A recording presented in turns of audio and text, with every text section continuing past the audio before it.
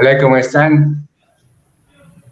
Qué gusto estar otra vez aquí compartiendo con ustedes. Hoy vamos a hablar de cómo prevenir la pandemia, la enfermedad COVID-19 dentro de las organizaciones y cómo esto puede influir dentro de la productividad y la competitividad, pues que es nuestro tema de interés. Estamos acompañados por una excelente profesional que es Alexandra Rosero. Ella es especialista en seguridad y salud en el trabajo, magíster en sistemas integrados de gestión y pues con amplia experiencia en organizaciones públicas y privadas. Bienvenida, ¿cómo estás? Hola Fran, ¿cómo te va? Un gusto estar nuevamente contigo y compartir con todas las personas que quieren aprender de diferentes temas, diferentes temáticas. Muchísimas gracias por aceptar la invitación. Bueno, les recuerdo pues dar like, compartir esta información pues que nosotros ofrecemos con mucho cariño representando a la empresa ISBO. Por favor, díganos de dónde nos están mirando, compartan comentarios, las preguntas que ustedes quieran hacer. Estaremos muy atentos y nos ayudan mucho a enfocar también la conversación, que esto pues más que un seminario es una conversación y poder interactuar con ustedes es algo excelente. Muy bien, pues yo he escuchado muchas cosas, Alexandra, y al final también dentro de tanta información se generan dudas, ¿no? Y empezando por cuál es el nombre correcto para denominar esta enfermedad, que es el COVID-19 o la COVID-19, que era algo que estábamos charlando desde hace antes y desde hace días, perdón, y tú pues me hacías unas buenas aclaraciones y es bueno que pues nuestra audiencia también conozca acerca de estos temas tan fundamentales. Sí, claro, con mucho gusto. Antes quiero que me confirmen si están viendo la presentación. Sí, listo, ahí Listo, la estamos correcto. viendo. Bueno, primero voy a contextualizar frente a qué es lo del COVID-19. ¿Listo? Entonces, bueno, eh, los coronavirus son el nombre coloquial, por decirlo así, del virus.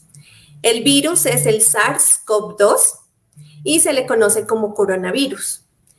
Y los coronavirus son una extensa y antigua familia de virus. Y la enfermedad se llama COVID-19. Y como, bueno, más adelante ya te explico esa parte de por qué es la COVID-19. Este virus se detectó por primera vez en China, en la ciudad de Wuhan, en diciembre del año 2019, en donde debido a una serie de casos de neumonía de origen desconocido, pues se dieron cuenta que había una situación que habían que prestarle atención. Entonces, ya dijimos, el virus es el SARS-CoV-2, que es como se lo catalogó desde la taxonomía internacional a este virus. Y todos lo conocemos como coronavirus. ¿Y por qué se llama coronavirus? Porque si ustedes ven las imágenes, al exterior se miran unas protuberancias del virus que tienen una forma de corona. Por lo tanto, así se le denomina. Este virus puede infectar tanto a animales como a humanos y causar enfermedades en el tracto respiratorio que pueden ser leves o llegar a tal punto de moderadas, complejas, crónicas, pero esto parte, digamos, de unas situaciones que, por ejemplo, pueden influir unos factores de riesgo como son algunas comorbilidades como hipertensión, diabetes, también la edad. Claro que pues eso igual aún no está en estudio porque hay pacientes jóvenes también donde se puede complicar esta enfermedad. Entonces, bueno, acá ya les explico. El virus es el SARS-CoV-2, como les decía, y es catalogado así como la taxonomía oficialmente de este virus. Y comúnmente lo conocemos como coronavirus. y el virus transmite una enfermedad que se llama COVID-19, ¿ya? Es COVID-19 porque en inglés es Coronavirus Disease 2019, ¿cierto? En este caso, la D es disease, de enfermedad. Entonces, por eso se la llama así. Y el COVID-19, al ser una enfermedad, por eso se dice la COVID-19, aunque leyendo, o sea, no está mal el término COVID-19, el COVID-19, ¿ya? Sin embargo, por ejemplo, esclerosis múltiple, entonces la esclerosis múltiple, o el síndrome de inmunodeficiencia, el SIDA, ¿ya? Entonces, bueno, esta es la razón. Y por eso es como que la confusión, pero igual, pues en conclusión, las dos están bien. Sin embargo, como la traducción al español, pues sí es la COVID-19 porque es una enfermedad. Bien, bien, muchísimas gracias, Alexandra. Pues bastante técnica la explicación y teniendo en cuenta todo lo que viene sucediendo en este ambiente, todos los avances que existen, creo que estudiar cada día, pues un agente que ya nos acompaña, que ya es parte de nuestra realidad, es importante que nos actualicemos, que estudiemos y para eso estamos. Y frente a eso, pues, sabiendo que dentro de las organizaciones que son los entes, digamos, donde más gente, más personas concurren y quizás ahí es donde se generan los focos de transmisión. Me parece muy interesante que por favor nos compartas cuáles son los mecanismos de transmisión, ¿no? Si no queremos que eso pase, pues sepamos cuál sería la causa o esos mecanismos que deberíamos tener en cuenta para evitar esta enfermedad. Correcto.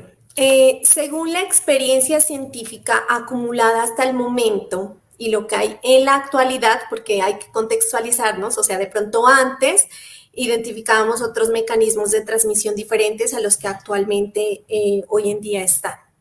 Entonces se habla de dos mecanismos principales de transmisión, que es por lo general a través del contacto persona a persona. Esta es una transmisión a través de secreciones respiratorias, ¿ya?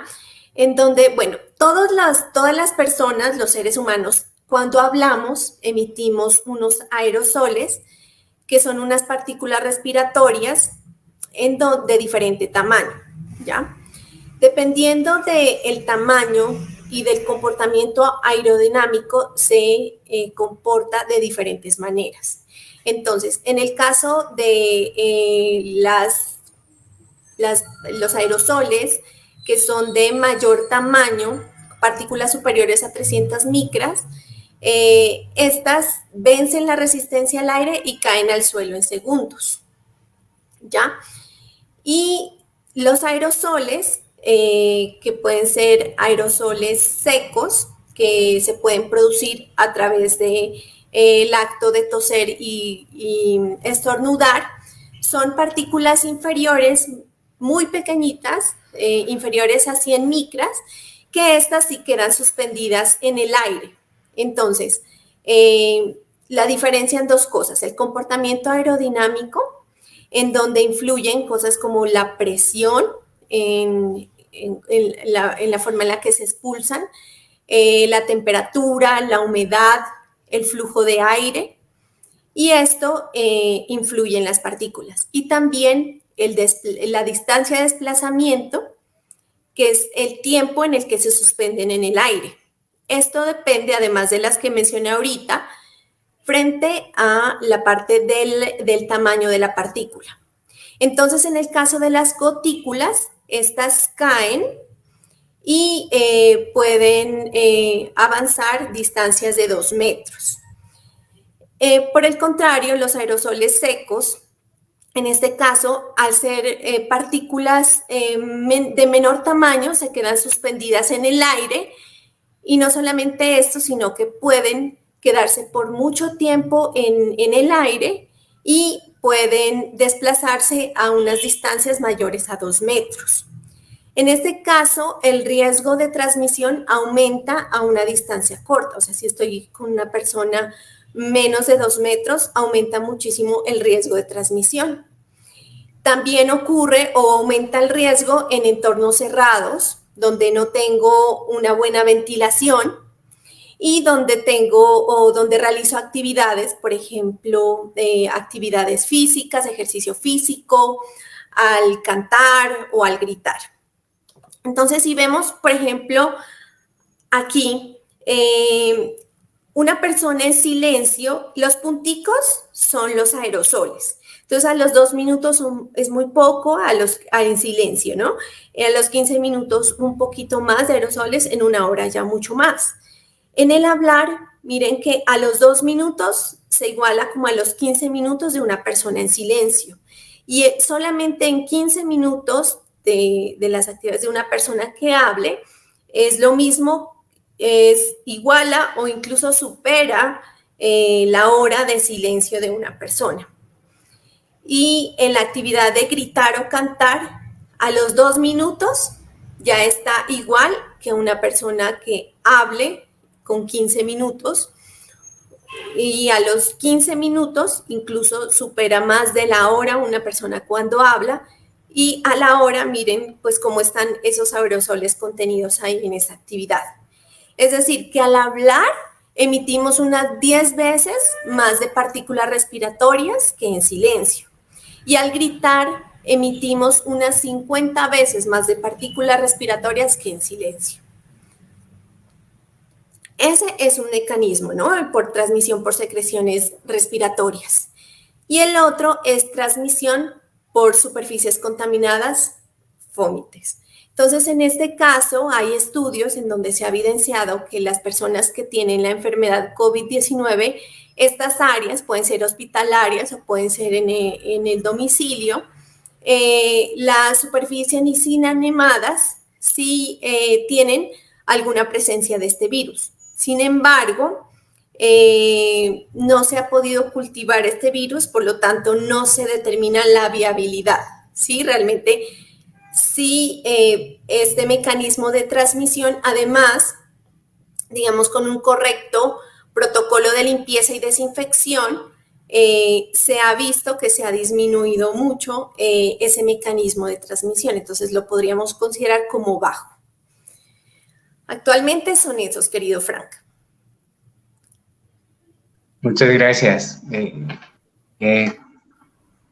Me parece que eres muy, muy rigurosa, muy chévere lo que nos explicas y muy interesante, ¿no? Saber que pues, estas actividades cotidianas, esta interacción que tenemos dentro de las organizaciones va a ser pues, muy representativo. O sea, son muchas las posibilidades de contagiarse y debemos tomar acción para eso. Un ejemplo más coloquial, de pronto para que me entiendan más, digamos en una aula, en una universidad, ¿ya? Entonces, digamos que el profesor o algún estudiante esté contagiado, pero sea asintomático. Entonces, bueno, marcaría mucho la diferencia entre las personas que están vacunadas, las personas que no, las personas que tienen tapabocas, pues por lo general sí, en recintos cerrados sí es obligatorio tenerlo. Pero entonces, marcaría mucho la diferencia que tengamos estos lugares, estos recintos con una ventilación adecuada. Puede ser natural o artificial. Entonces, en este caso, la sugerencia es que en esta aula la ventilación sea a través de las ventanas que estén abiertas o la puerta abierta. Entonces, no generar estos recintos que estén cerrados completamente porque la formación de aerosoles va a ser mucho más alta y va a generar una infección, pues, realmente como que fija, por decirlo así. Así es. Muy claro el ejemplo, me gustó el ejemplo, que creo que muchos entendemos con el ejemplo. Muchas gracias. Bien. Y bueno, ya sabiendo, pues, qué es, cómo llamar los agentes más importantes o los mecanismos más importantes de cómo nos podemos contagiar, quiero que me cuentes, a raíz de esto han salido muchas normas, ¿no? Y creo que nuestro público, los emprendedores, los empresarios, administrativos, la gente que le interesa saber de esto, dice, bueno, ¿y cuál es la norma que al fin debemos aplicar, ¿no? Porque sacan una, quitan otra y tanta información genera confusión. Entonces, por favor, apóyanos con esas dudas. Bueno, listo. La resolución actual salió, está salidita del horno, salió ahorita en junio de este año y deroga la resolución 666 del 2020. Entonces, en esta resolución, lo que se establece son los criterios y condiciones para el desarrollo de las actividades económicas, sociales y del Estado bajo protocolos de bioseguridad que permitan la reapertura progresiva económica, ¿ya? Mediante el decreto también 580 del 2021 se especifica muy bien cómo va a ser la reactivación progresiva de estos sectores y hay unas cosas importantes que nos habla esta norma que la tenemos que tener muy claras, ¿ya? Los empresarios y todas las personas. En este caso, una de las cosas es que en Colombia, porque pues sé que hay en otras partes donde nos escuchan, en Colombia la emergencia sanitaria está hasta el 31 de agosto del 2021. Hasta el momento, pues no se ha emitido ninguna otra normatividad donde extiendan esto, hay que esperar. Según la OMS, y lo rectifica pues esta resolución, la situación de la pandemia es un evento endémico, por lo tanto, lo que ahorita podemos hacer es generar una mitigación, una eliminación o un control de ese riesgo de la transmisión del virus de dos maneras. Una, que es la farmacológica, que es la vacuna, y la otra, que es la no farmacológica, que es a través de las medidas de bioseguridad. La más efectiva es la farmacológica, la vacuna, porque es un control que afecta directamente la fuente, es decir, el origen, pues hasta el momento y lo que tenemos pues ahorita, ¿cierto? En esta resolución también se establece un protocolo general, que es un anexo técnico, en donde se especifican cuáles son las condiciones particulares para la reapertura de cada uno de los sectores, ¿ya? La reactivación económica. Además, también nos hablan de un tema que lo tenemos que tener muy claro, que es un indicador en donde le tenemos que prestar mucha atención, que se llama el índice de resiliencia epidemiológica municipal. Este es un indicador multidireccional de 3 dimensiones que abarca 3 cosas. La primera es el avance de la cobertura de la vacunación del COVID-19, la estimación de la cero prevalencia del virus, es decir, en este caso es el porcentaje de las personas infectadas por este virus, y la capacidad de los sistemas de salud en el territorio frente a la emergencia sanitaria, en este caso el porcentaje de ocupación de UCI. Este índice varía de 0 a 1, ¿ya? Y en este caso, siempre va a estar publicado en el repositorio institucional digital el primer día y el día 15 de cada mes cómo está este indicador. ¿Por qué es tan importante esto? Porque la resolución nos habla de 3 ciclos para la reapertura progresiva de las actividades económicas.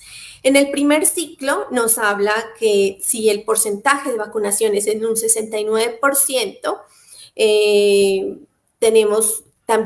podemos tener eventos de menor o igual a 85% en el porcentaje de ocupación de camas UCI.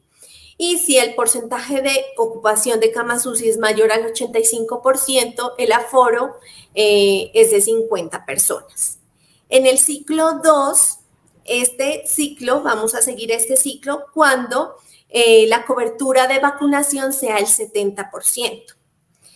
Y inicia cuando este índice de resiliencia epidemiológica municipal supere el 0,5. y en este caso el evento aforos permitido será del 50%. Y en el ciclo 3 es cuando se alcance un índice de resiliencia epidemiológica municipal de 0,75. Y en este caso ya se van a poder hacer eventos y el aforo permitido para esto es el 75%. Entonces, en conclusión, pues tenemos que tener muy en cuenta este indicador porque a partir de esta información es que vamos a ver la reapertura progresiva de los diferentes sectores. Bien, bien.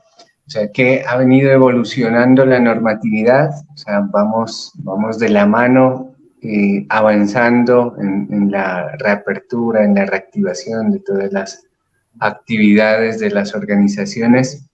Y respecto a eso, pues yo te agradezco, es bastante claro cómo nos dejas el panorama frente a la normatividad aplicable hasta el momento, la normatividad que está vigente y ya analizando, ¿cómo te parece, cuál es el entorno que tenemos frente a la pandemia? ¿Cómo podemos analizar este entorno? ¿Estamos listos? ¿Qué nos presenta este entorno? Bueno, muchas cosas, ¿sabes? O sea, al principio, cuando inició esta pandemia, o sea, fue, digamos, una situación, un pare completo para las organizaciones y a manera general para todos, ¿cierto? Porque no nos esperábamos una situación como esta. Sin embargo, una de las cosas positivas y que de hecho lo habíamos hablado en algún momento, Frank, recuerdo que es que se magnificó y aceleró la transformación digital. O sea, nos poníamos a analizar en Colombia, digamos, todo lo que las empresas han invertido en transformación digital, en buscar otras formas de hacer llegar a la gente a través de las organizaciones y demás, ha sido una cosa muy positiva. Y pues hay un entorno actual, obviamente, para nadie es un secreto, hay una incertidumbre aún de las empresas frente a algo muy importante que de hecho lo hemos tomado aquí en estos en vivo tan importantes que son la continuidad del negocio. Hay mucha incertidumbre en cuanto a el trabajador, voy a volver a mi trabajo, cómo será mi ritmo de trabajo, cómo serán mis horarios. Bueno, todavía sí se genera una serie de incertidumbres frente al tema, frente a la parte de la planificación de la organización. Sin embargo, hay cosas positivas en cuanto a que las personas están mucho más conscientes en cuanto al autocuidado, en cuanto a el aporte de la seguridad y salud en el trabajo hacia las organizaciones ha sido muy importante. O sea, ya no lo ven como la parte de salud ocupacional, inspecciones o demás, sino que realmente sí es un sistema de gestión en donde a través de un proceso lógico y por etapas, el ciclo PHBA, en donde tenemos que planificar, a partir de esto empezar como un proceso desarrollado, sobre todo con este programa de riesgo biológico tan importante para las organizaciones. También en Colombia hemos avanzado con respecto, digamos, a ahorita con la ley 2121 del 2021 de la regulación del trabajo remoto. Eso es algo muy positivo pues para Colombia como país y para muchas organizaciones que seguro van a tomar esta forma de trabajo, la van a tener, la van a pensar y lo van a analizar. Y siento que las organizaciones que triunfarán el día de mañana tienen que generar culturas resistentes, tienen que generar una estrategia de gestión de riesgos que sea efectiva y eficaz. Y una cosa muy importante que se habla muchísimo actualmente es la continuidad de negocio. Es decir, pensar si yo, con respecto a lo que tengo actualmente, qué otras formas de cómo puedo llegar al mercado, no solamente el hecho de que esperar que abra la empresa y ofrecer lo que hay ahí, sino buscar la transformación digital para llegar a más gente, a más público y poder automatizar y sistematizar muchos procesos de mi organización que sé que será de forma muy productiva y muy efectiva para las organizaciones hoy en día. Bien, pues me gusta que le has dado una perspectiva positiva al entorno. Hay mucha gente que siempre ve lo negativo, pero me gusta cómo lo has planteado. Creo que pues, es la manera correcta de ver la vida, ¿no? Einstein dice, la vida depende de cómo lo mires, si piensas que es benevolente o no. Y yo pienso que sí, pues este maestro, podemos decir que es el COVID, nos está dando muchas lecciones, muchos aprendizajes, como por ejemplo revisar la posibilidad de trabajar en casa, de hacerlo bien con esta normatividad, de aprovechar la tecnología, de cuidarnos, bueno, y de valorar muchas otras cosas que quizás sean motivo de otra charla. Y para continuar sobre este análisis del entorno, vemos que todo ha cambiado, ha evolucionado, y quisiera que nos comentes un poco qué herramientas tenemos hoy en día para la prevención de esta enfermedad. Listo. Bueno, hoy en día pues estamos enfrentando, después de año y medio de lo que inició la pandemia, estamos enfrentando un proceso de reapertura económica, ¿cierto? Que es muy importante. Y en este caso y en este orden de ideas, tenemos dos enfoques que quiero que ustedes conozcan y que le apuntemos más al último enfoque que voy a hablar. El primer enfoque es las medidas de prevención. Es un enfoque operativo en donde, digamos, bueno, atacamos la situación, pero igual, o sea, de forma, digamos, a la raíz de medidas generales que se pueden verificar a través de un proceso de inspección, cosas como muy puntuales, esa es la palabra, muy puntuales, así como el uso de tapabocas, el lavado frecuente de manos, el distanciamiento social. Pero a lo que yo los invito y yo quiero que logremos como tratar de apuntar es a la gestión del riesgo con un enfoque gerencial. En este caso, hablamos de nuestro maravilloso, digamos, ciclo de PHBA de mejora continua. Primero, para esto tenemos que analizar la situación. No va a ser la misma empezar a hacer una gestión del riesgo de la COVID-19 en un sector salud que un sector industrial, por ejemplo, ¿ya? Entonces, tenemos que analizar la situación realmente de nuestro entorno, de nuestro contexto, establecer unas medidas priorizadas, adecuadas a las necesidades de la organización. Podemos, en este caso, haciéndolo de esta manera, vamos a generar unas acciones sistematizadas por grupos priorizados.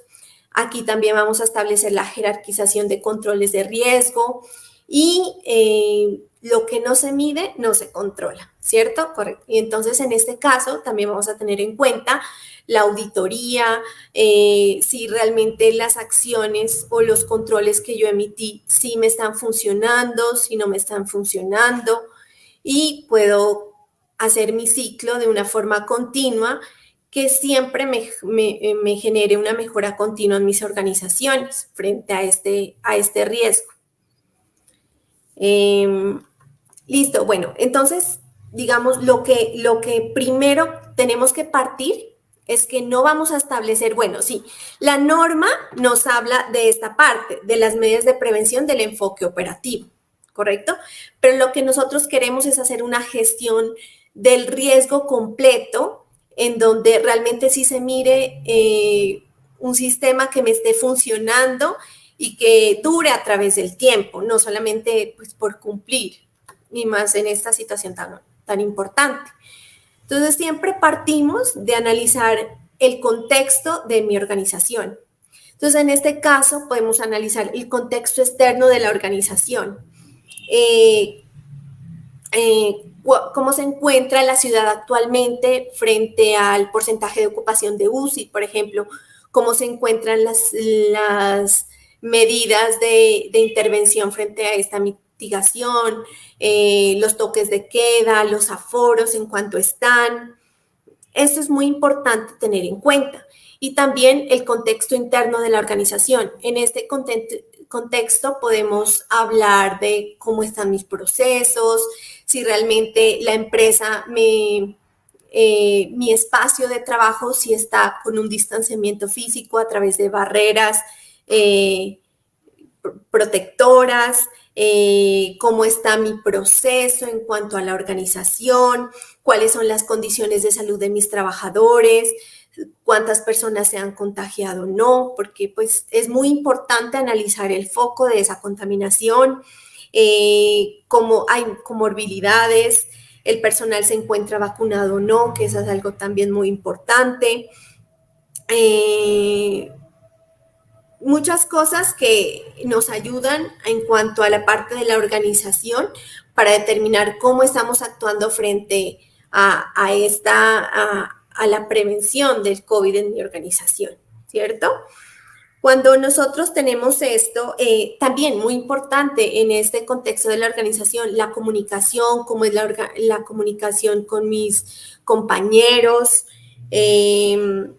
cómo está la cultura de reportar, cómo están las instalaciones físicas, si tienen espacio suficiente de ventilación o no, si se está emitiendo la parte de lavado de manos, si hay una área donde se pueden lavar las manos de forma frecuente, si tiene la parte del gel antibacterial, ¿listo? ¿Cómo es los protocolos de limpieza y desinfección en mi organización? Y ya, una vez se identifiquen estos dos contextos, estos dos escenarios, ya se está en la capacidad de definir mecanismos para qué, para la identificación y valoración del riesgo. En este caso ya también podemos ver el nivel de exposición del riesgo, sobre todo en las personas que tengan un riesgo crítico y establecer una jerarquía de control del riesgo.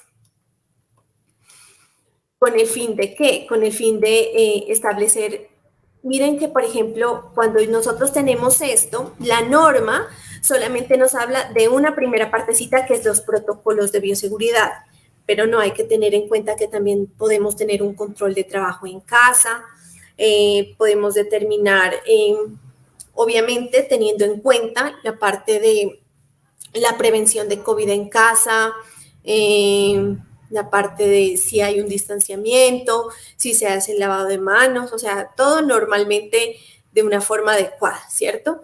Las medidas laborales en cuanto a las reubicaciones y demás, la evaluación epidemiológica, que es muy importante para identificar cuál es la población que tengo y cuáles son las condiciones de salud de mis trabajadores en este caso.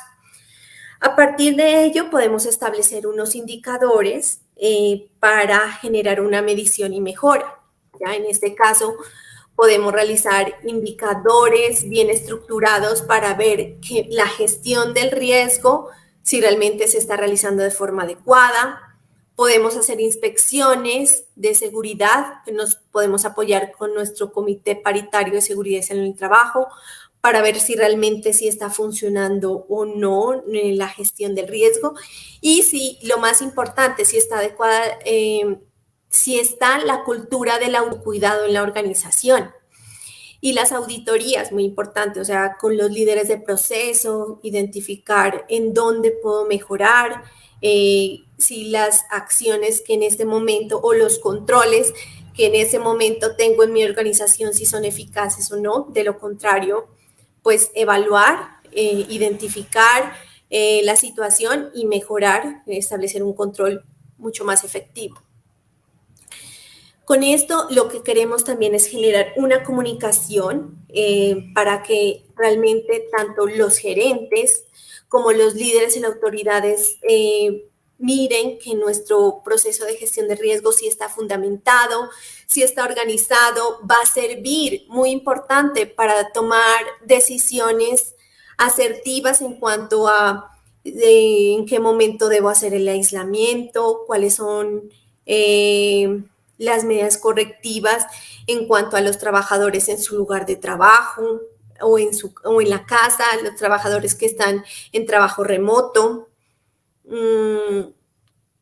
cómo podemos evitar que se genere la propagación del virus en caso de que una persona esté contagiada. Entonces, esto nos va a generar muchas cosas y también va a permitir que tanto los trabajadores como los trabajadores se sientan seguros del lugar donde trabajan y que la comunidad sepa que estamos comprometidas con la prevención de la propagación del virus, porque en realidad esta situación pues nos influye a todo el mundo, ¿cierto? Entonces tenemos que tener una responsabilidad ciudadana muy importante en cuanto a ello.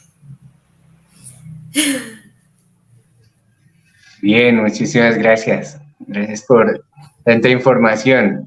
La gestión del riesgo biológico le has dado pues una vuelta completa que me parece genial, me parece muy técnica. Aquí tenemos una pregunta que me parece que viene muy al caso y a lo que estamos viviendo y seguiremos viviendo. ¿Cuáles son los riesgos para los riesgos laborales para los trabajadores remotos? Creo que en eso sí todavía estamos aprendiendo, ¿no? Como que pensábamos que no se podía trabajar de manera remota, pensábamos que era malo, pensábamos que era improductivo, pero ya vemos que hay personas que somos tan juiciosos que incluso nos estamos enfermando por juiciosos.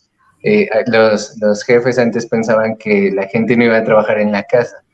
Y bueno, hay muchas otras dificultades y riesgos laborales para que, por favor, tú nos puedas orientar dentro de lo que Bueno, sucede. ¿Cuáles son esos riesgos laborales? Muchísimas gracias por la pregunta que existen para los trabajadores remotos. gracias por la pregunta. En este caso es muy importante el contexto, ¿ya? O sea, lo primero y una de las primeras premisas para desarrollar este trabajo en remoto es que la ARL debe dar el visto bueno previo al lugar donde se va a realizar esa actividad. ¿Por qué? Porque en Colombia, pues, o sea, se regula así como si fuera un trabajador que estuviera en la empresa normalmente, tiene los mismos derechos laborales que cualquier trabajador, incluye la jornada, incluyen los procesos disciplinarios, todo. Entonces, primero tiene que hacer un análisis de contexto la ARL, si realmente hay que identificar cuáles son los peligros en donde se puede presentar pues la actividad, si realmente sí se puede presentar en ese lugar o se emite las recomendaciones que considere pertinente para que el trabajador pueda utilizar ese sitio de trabajo para trabajo en remoto. ¿Ya? Obviamente entran a analizar muchas cosas, porque digamos el hecho de caerse diga en el baño, en la ducha, bueno, tiene un contexto demasiado importante en donde por eso es que le reitero que la ARL inicialmente tiene que dar ese visto bueno para identificar que se está con unas condiciones adecuadas para que el trabajador pueda trabajar bajo esa modalidad. Muchas gracias. Sí, y ahí respondías, ¿no? La pregunta también acerca de las regulaciones que pregunta Andrés. ¿Cuál es la normatividad que aplica directamente a esto? Que tú la acabaste de mencionar, pero la podemos recordar, por favor. Ya, de la normatividad actual frente al COVID-19 es la resolución 777 del 2021, que salió en junio. Y ahí contiene lo referente a trabajo remoto, ¿cierto? El trabajo remoto es la ley 2121 del 3 de agosto del 2021. Ley 2121 del 3 de agosto del 2021. Todos los 21. Bien, Ay, bien. sí. Hay que estudiarla, a ver si estamos acatando, ¿no? Bien, muchísimas gracias, Alexandra. Sí. Hay una serie de preguntas frecuentes alrededor del COVID-19, de las organizaciones, ¿no? Todavía somos ignorantes y no de manera grosera, sino desde el desconocimiento. Antes de responderte eso, yo quiero mostrarles a las personas que nos están viendo algo importante, que yo sé que es largo, un poquito, o sea, quiero que les quede claro o que se lleven la idea que no solamente la parte del control de la enfermedad de COVID-19 se maneja con protocolos de bioseguridad. Entonces, regálame unos 5 minuticos más, explico de manera muy rápida esto que sé que les va a servir mucho a las organizaciones. Muchas gracias, adelante. Listo. Entonces, bueno, hay algo importante, muy importante que tenemos que partir, que es una línea base en donde tenemos que identificar en nuestras organizaciones lo siguiente. ¿Cuál es el tipo de exposición que tienen nuestros trabajadores? Si es una exposición directa o indirecta, si han habido casos de COVID, ¿cuál ha sido la fuente?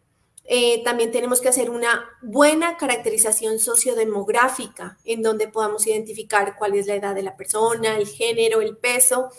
Es muy importante porque, digamos, una de las comorbilidades puede ser la obesidad.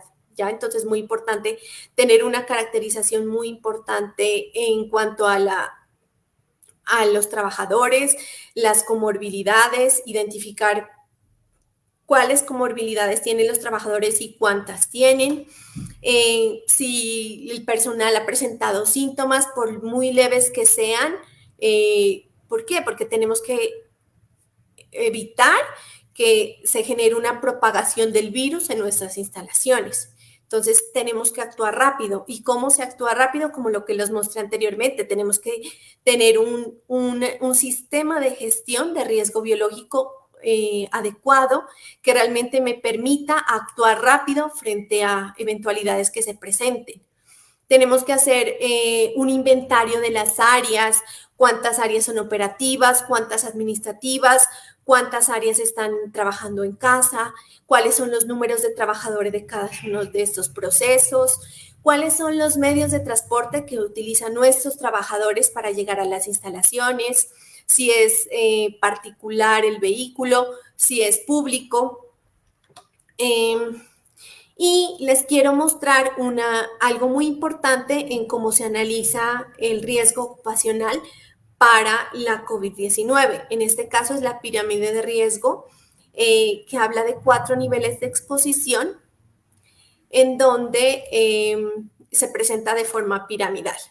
Entonces, en este caso están los casos muy altos, los medios y los bajos. Cuando nosotros identifiquemos, hagamos esa caracterización de nuestra población, cuál es la edad de los trabajadores, cuáles son las comorbilidades que hay en los trabajadores que tenemos, cuáles son las áreas críticas, las áreas no críticas, qué áreas tienen ventilación, qué áreas no tienen ventilación, cómo están las barreras de aislamiento en cuanto al distanciamiento físico entre las áreas.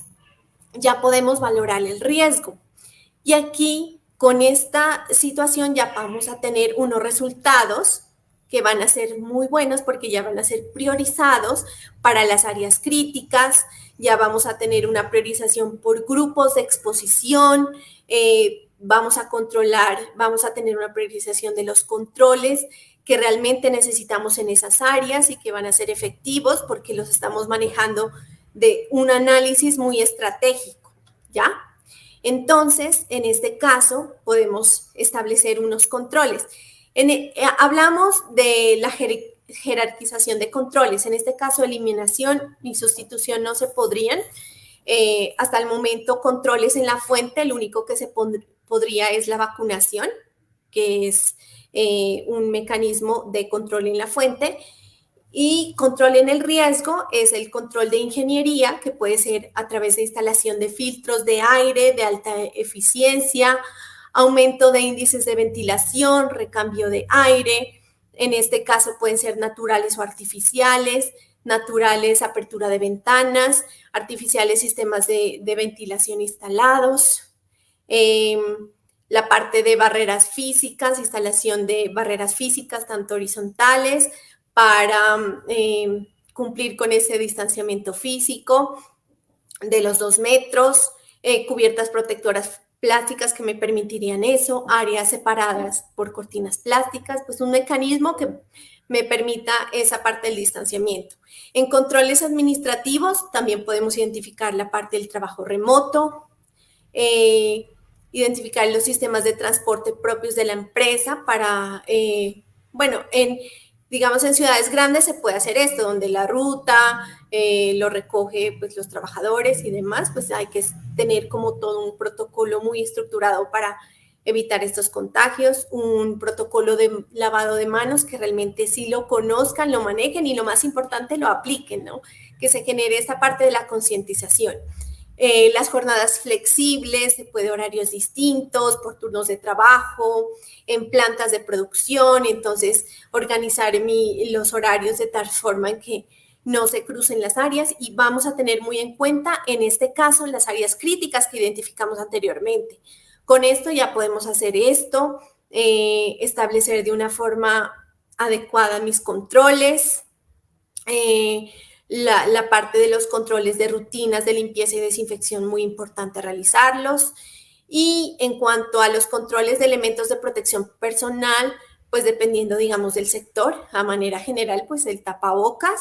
En un sector salud utilizan la bata antifluido, el gorro, las polainas, las monogafas, el tapabocas, los visores, las caretas. Listo, entonces con esto les voy a mostrar dos cosas muy importantes. El primer paso, como les decía ahorita, es la caracterización poblacional. Entonces, hay algo, el nivel de contagio, de acuerdo a la pirámide de la OSHAS, ahí la pueden ver. El ranking de la tasa de contagio, esto es a nivel municipal, eso lo pueden determinar donde está el Instituto de Salud, verificar esto, identificar si nuestros trabajadores tienen síntomas o no, qué comorbilidades tienen, por ejemplo, en este caso, sería el nivel de riesgo muy crítico, síntomas si tiene, las comorbilidades, entonces sería obesidad severa, enfermedad renal, crónica y diabetes. Entonces, tiene más de 3 comorbilidades, la edad es mayor de 60 años, la cercanía de exposición, entonces si es directa o si es indirecta, recordemos que hay los médicos que trabajan, digamos, en urgencias, es directa la línea de atención, entonces la cercanía de exposición es muy alta, y cómo es la llegada a la empresa. En este ejemplo, transporte público todos los días y vacunado no. Entonces, por eso es que se cataloga como un riesgo muy crítico. Y el segundo paso es la clasificación de las áreas.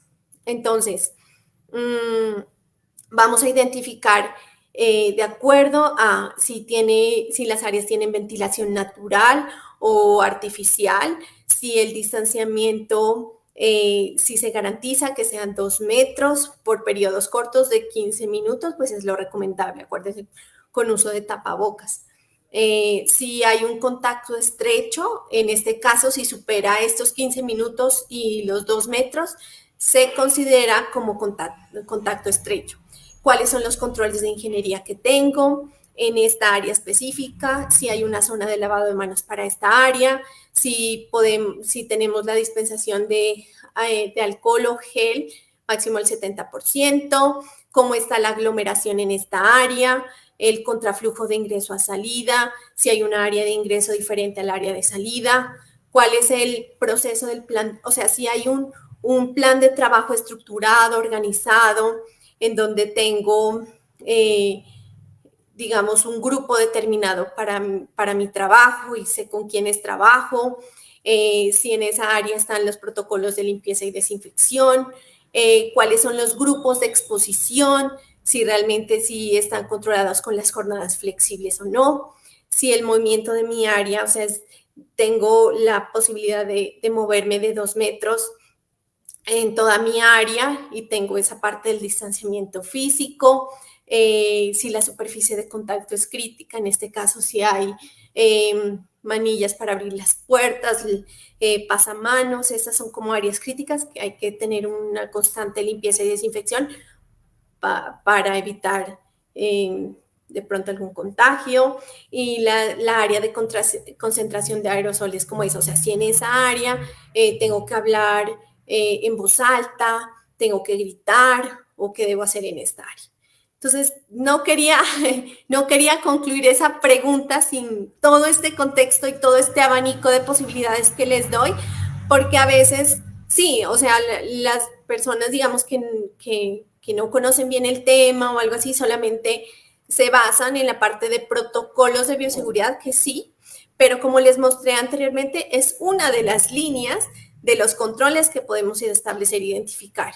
Si nosotros planeamos, organizamos, identificamos qué tenemos en nuestra organización, los controles van a ser más efectivos, ¿correcto? Excelente, qué buena explicación. Me parece que te agradezco muchísimo. Estás entregando contenido de altísimo valor que nos sirven a todas las organizaciones. Aquí miramos pues, todos los controles que podemos tener y que seguramente que si los implementamos vamos a poder tener un excelente resultado, ¿no? Vamos a tener resultados efectivos para poder continuar con nuestra vida laboral, nuestra vida productiva, desde el punto de vista organizacional y también desde el punto de vista personal. Bien, te estaba comentando que alrededor de estos temas hay muchas preguntas que se las escucha y al final se vuelven frecuentes. Entonces, Sí. te voy a hacer una serie de preguntas ya para ir cerrando. Tenemos 10 minuticos. ¿Los Ok. zapatos propagan el virus COVID-19? Bueno, la posibilidad que se propague el virus a través de esa forma es mínima. Sin embargo, se recomienda que en los hogares donde haya niños pequeños, gateadores o niños que jueguen en el piso, pues es como una medida de precaución dejar los zapatos afuera para evitar que uno ingrese con los zapatos que tengan polvo o que, digamos, se haya quedado algo en la suela de los zapatos y un desecho, algo, y pues que uno pise, digamos, el área en donde están los niños. Entonces, eso es como una recomendación cuando hay niños pequeños. Muchas gracias. Es decir, sobre todo para cuidar a los niños pequeños. Gracias. Hay un mito que dice que exponerse a altas temperaturas o estar mucho tiempo bajo el sol ayuda a prevenir la enfermedad. No, en este caso, así sea el frío, el calor, todo, no hay como un estudio en donde se ha detectado que eso influye con respecto a exponerse, que previene la enfermedad del coronavirus. No, para nada, no lo hay. Listo, muchas gracias. ¿Son eficaces los antibióticos para prevenir y tratar la infección por el nuevo coronavirus? No, porque el coronavirus lo transmite un virus. Los antibióticos son efectivos para las bacterias. Sin embargo, si por ejemplo en el caso de que una persona se llegue a infectar y lo hospitalicen, esté en el hospital, probablemente le suministren antibióticos, pero es como para evitar que en el mismo hospital vaya a adquirir alguna infección. Por lo tanto, lo hacen de manera preventiva. Ya, claro, son dos cosas diferentes, pero sirve para prevención cuando estamos en los hospitales, ya. Hay otra común. ¿Comer ajo puede prevenir la infección del coronavirus? El ajo es un alimento saludable y sí tiene propiedades antimicrobianas. Sin embargo, pues no hay estudios que se detecten que puede generar, digamos, la prevención de la enfermedad del COVID-19. Bien, pues se lo puede incluir a una buena dieta, ¿no? Eso sí. Ok. ¿Se puede utilizar lámparas UV para desinfectar las manos o otras zonas de la piel? No, no es recomendable porque esas lámparas UV lo que hacen es generar una irritación tanto en la piel como en los ojos. Entonces, lo que se recomienda es las medidas normales, el lavado frecuente de manos y en el caso, digamos, donde no se puede hacer el lavado frecuente de manos, pues utilizar el gel antibacterial o el alcohol. Listo. Entendido. Lámparas UV, no. Las cabinas de desinfección sirven como medida de control para la prevención del COVID. Eso se venía usando mucho, ¿no? Hay gente que invirtió mucho. ¿Sí, sí es efectivo? No, realmente según la OMS, pues no es efectivo porque estas cabinas tienen, o sea, al ingresar a las cabinas genera una aspersión de unos productos químicos que son muy corrosivos y son perjudiciales para la piel. Esto también pueden transmitirse, o sea, a través de la piel y pueden generar lesiones, afectaciones, incluso genera un riesgo mucho más alto. Entonces, lo que recomiendan es que estos productos químicos sí se utilicen, pero para limpieza de superficies, ahí sí pueden hacer aspersión y demás, pero las cabinas no son recomendables porque son incluso, al contrario, perjudiciales para la salud de las personas. Sí, sí, por eso creo que muchos nos hemos dado cuenta que al principio se hicieron populares y después las quitaron, ¿no? Porque por las Claro. O sea, recomendaciones si del usted tiene profesor. una de esas, véndala. Recomendación. Véndala para otra cosa, porque para esto Sí, no sirve. es Listo. correcto. Pues muchísimas gracias, Alexandra, de corazón. Mismo te agradece, has entregado una información muy valiosa para nuestros empresarios, emprendedores y las personas que desean saber de este tipo de temas que creo que todos deberíamos saber. Eh, Totalmente. Les recordamos que estos espacios están patrocinados por ISWO, una empresa dedicada a impulsar la productividad, la competitividad de las organizaciones, que está apoyada por el Ministerio de las TIC, el Ministerio de Comercio, el sello Compra lo Nuestro, ProColombia para las exportaciones, y les damos una excelente, buena noticia a todos los que estén interesados en nuestros servicios. Tienen un 80% de descuento, contáctenos para más información. Hemos ganado una convocatoria en la cual a través de Colombia Productiva y Fábricas de Productividad podemos apoyar en la financiación, es decir, en el cubrimiento del 80% de los costos de nuestros servicios. Pueden compartir esta información a quien les interese. Nosotros asesoramos en sistemas de gestión y ya haremos un en vivo, ojalá, con todas las nuevas líneas en las que estamos asesorando, capacitando y también apoyando en la transformación digital con nuestro software. Cordialmente invitados a seguir trabajando en este tema de la prevención del COVID-19 o de la COVID-19, como lo queramos llamar. Por favor, compartan estos en vivo, déjennos sus comentarios, sus preguntas, sus recomendaciones, denle like, corazones, y pues te dejo el espacio para despedirte. Alexandra, muchísimas gracias. No, muchas gracias a ti, muchas gracias por este espacio. Espero que así como todas los en vivos que hemos hecho sea una información de valor, de alto valor que le podemos aportar a las organizaciones, y esta es pues como nuestro objetivo, ¿no? Poder aportar información de valor a las organizaciones y que entre todos podamos generar cosas muy positivas. Muchas Muy gracias. bien.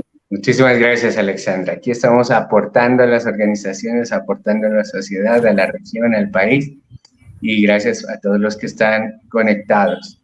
Un abrazo y nos vemos en 8 días a las 6:30.